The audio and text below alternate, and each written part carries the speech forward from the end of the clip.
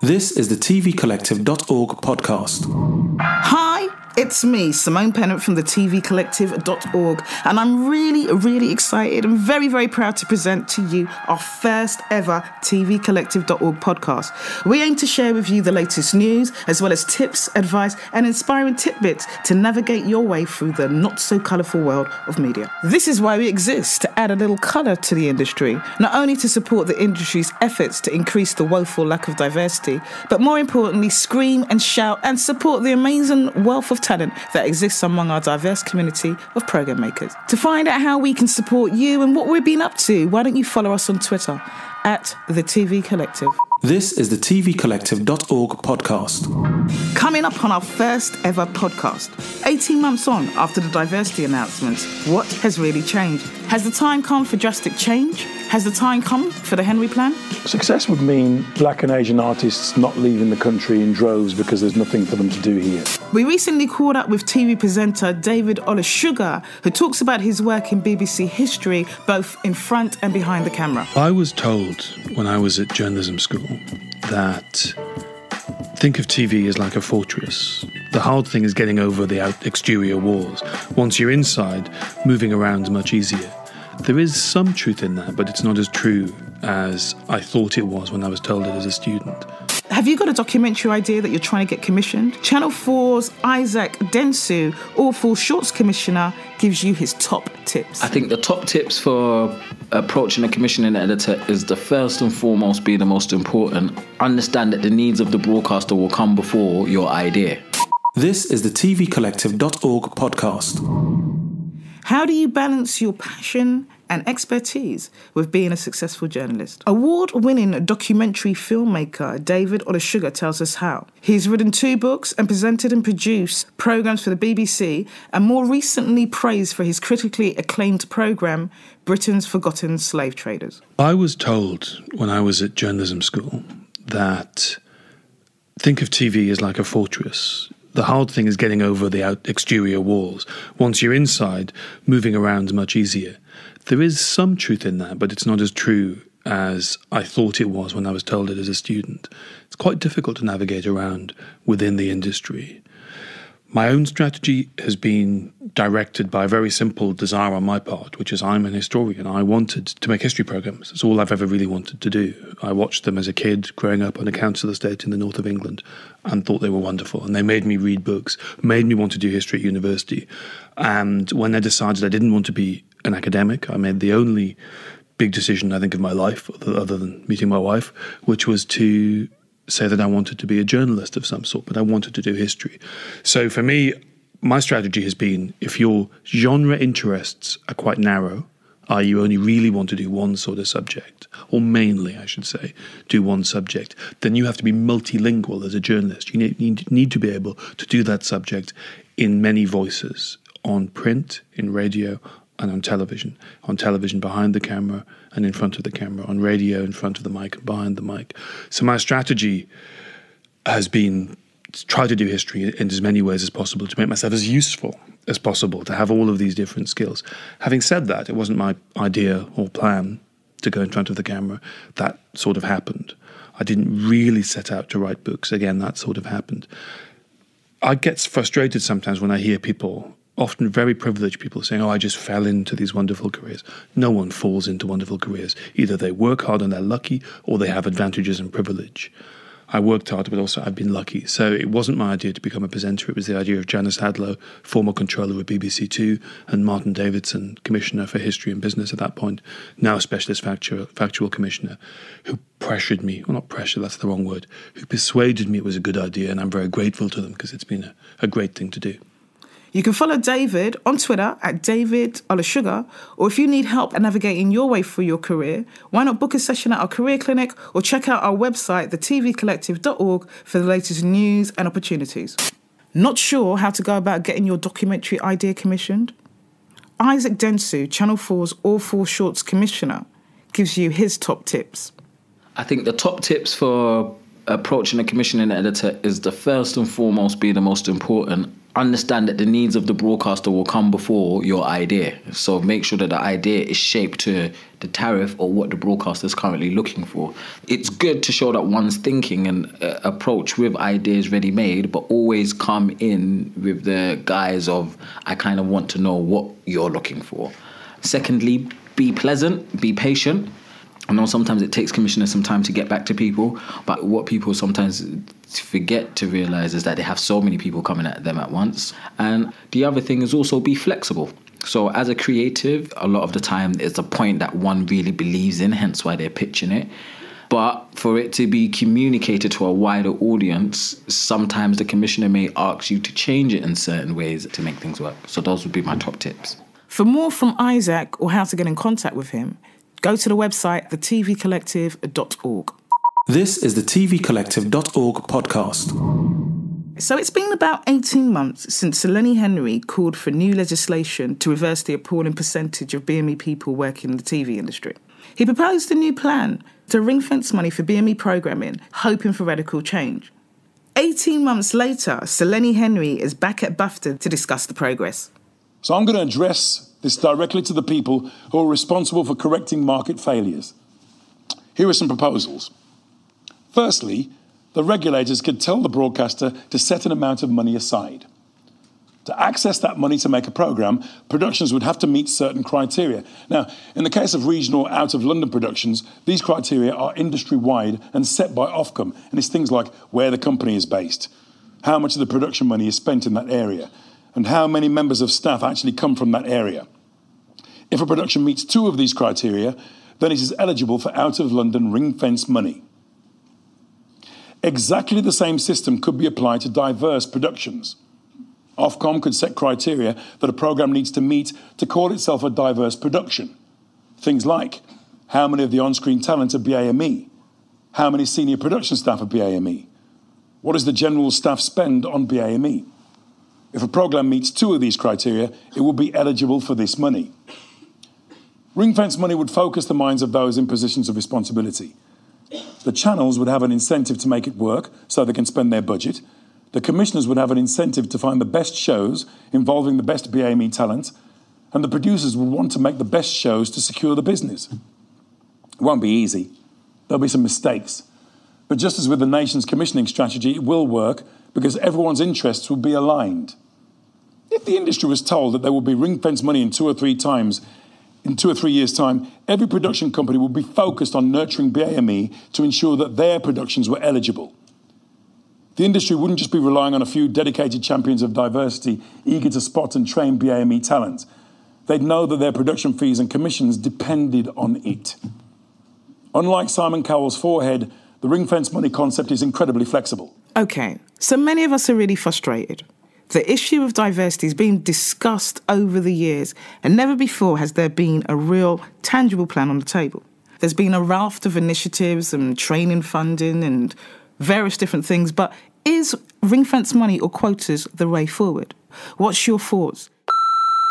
My name is Lucy Pilkington. I am a founder and creative director of a new production company called Sugar Films. I have worked in the industry for probably 25 years now. I was formerly chair of the Royal Television Society's Diversity Committee, and I currently sit on BAFTA's Learning and Events Committee. I've had a long-standing interest in diversity in television, and I try and get diversity into all the work I do editorially and also in the staff that I employ. I think the broad principles of ring-fencing money to address the current imbalance in diversity in television, with particular reference to ethnic diversity, is a good one. Obviously, ring-fence money makes people feel very anxious because they feel that if there is money that is for only certain exclusive parties, then that can cause conflict. But as far as I know it, their argument is that it worked very effectively for the nations and regions. If you're trying to shift an existing imbalance, the one way to do it, of course, is to do it financially. And I think that we've reached such a dire state in British television with diversity. As I say, particularly BAME diversity, both off-screen and, to a lesser extent, on-screen. I think that a measure that may seem drastic would actually be very effective. I'm Charlie Hanson, and I'm a freelance producer and director. I think it's a good idea. I mean, it's very much the last resort, but then I feel that these kind of panels have been going on for 25 years now, and BBC have made promises and made targets for all that time and failed to meet their targets. And I think ring-fencing money is probably the only fair way to ensure that diversity is delivered. My name is Lucy Sheen. I am an actor, writer, filmmaker and transracial adoptee advocate. Lenny Henry's plans to ring-fence funding for BAME productions, both that incorporates obviously talent both on and off screen, I think is a great idea, and obviously it should also extend to other cultural media such as theatre. I mean, I think it's a brilliant idea, and on one part, it could only have been conceived by somebody who comes from an ethnic minority themselves. So on paper, it's great. In practice, as was mentioned at the other BAFTA event 18 months ago, when Lenny Henry first proposed this idea, we have to deal with the monoculture, which is still very much in place.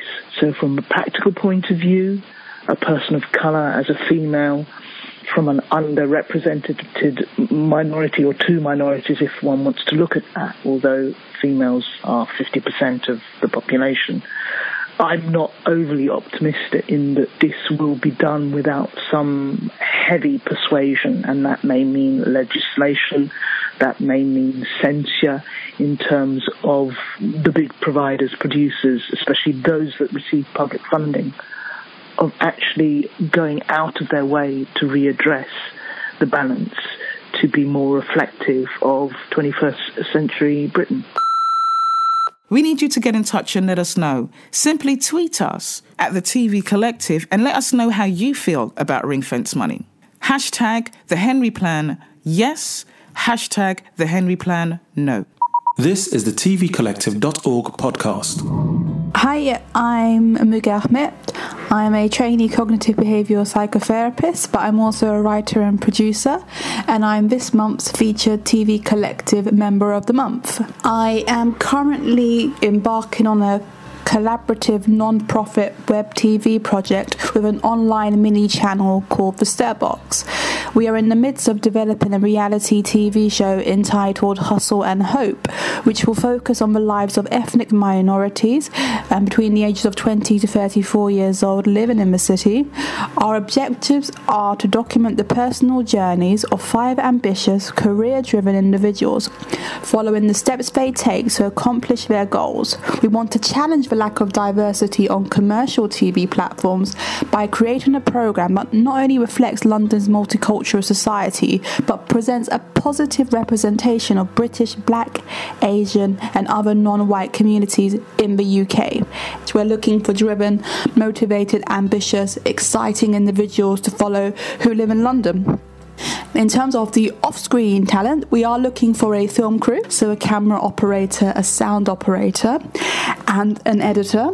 And unfortunately, right now, this is an unpaid position because this is not a funded project, even though we have support from Creative Access and Hive and TV Collective. So if you'd like to get in touch, either in terms of the on-screen talent, send me an email. You can email me at muge, M-U-G-E .ahmet, you spell that AHMET00 at gmail.com. Why not tell everyone what you are working on and feature in next month's The TV Collective podcast? You can get in contact with The TV Collective at talent@thetvcollective.org or visit the website. And finally, ahead of next month's career special, we caught up with former head of BBC Academy, Donna Taberer. Thanks, Simone. I just want to talk about a brand new scheme, industry-wide scheme, to look for series producers of the future. It's a scheme backed by industry, paid for by Channel 4, BBC, Channel 5, and it's being run by Creative Skillset, the series producer programme. There's a massive stifling shortage of series producers right across our industry at the moment, and all the broadcasters have joined together to help us find the future generation of series producers. And they, in my opinion, and most people's opinion, are the really critical people in a show. A series producer can make or break a show. They can make it a hit or a miss. So it's really essential that we find the next generation of showrunners who create the next formats, make the shows that sell across the world. And I also think it's the biggest leap to go from producer to series producer.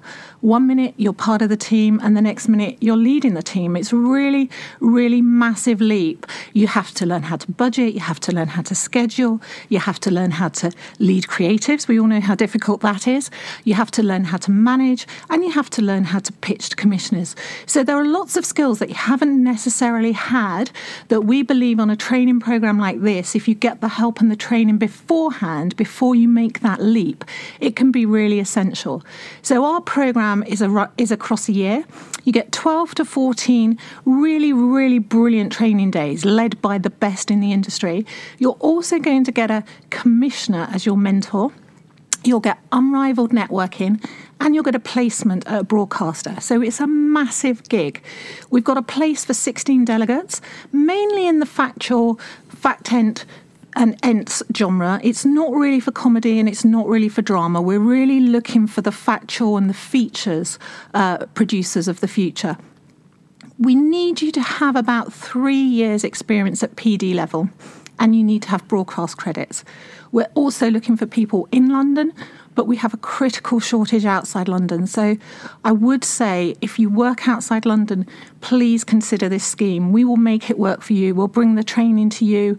We'll pay for your transport and travel.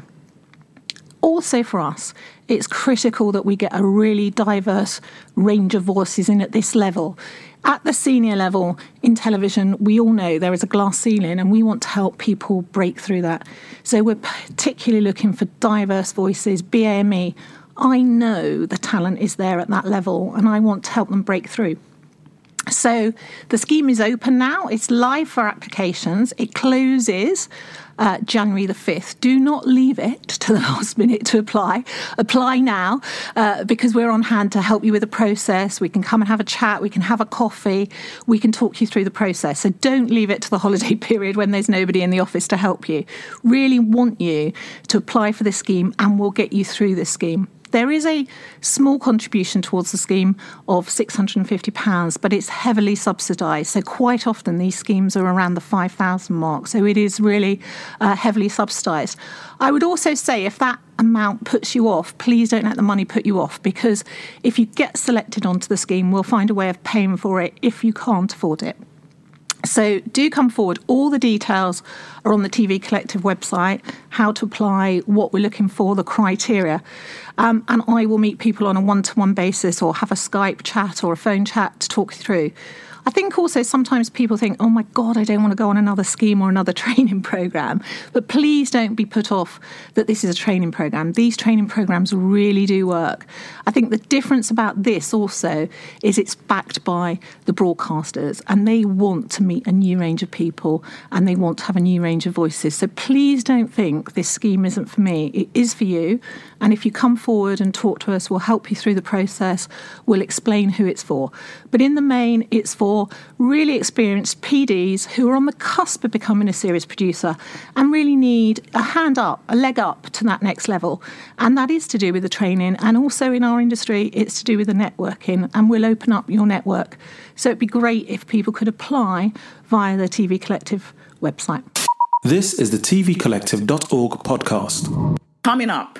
So the CV, for me, is, yes, it is your important calling card, and you have to weigh your CV up between being honest and being your sales card. You know, it's funny, I retrained to be a journalist when I was 30. I think I was 30 or 32. So, I was a PA to managing directors and that sort of thing for a good 10 years before I got the guts, the courage to go back to uni and study journalism. This is the tvcollective.org podcast. We hope you enjoyed our first ever TV Collective podcast. Remember to check out our website, sign up for the newsletter, follow us on Twitter, let us know your feedback, let us know what we should be doing, give us your suggestions, and share everywhere. Let everybody know. Don't only tell your mum, tell your sister, tell everybody you know that works in the industry that this podcast gives you the latest tips, news and advice, anything that you need to know about navigating your way through this industry. The tvcollective.org. Until next time, with love.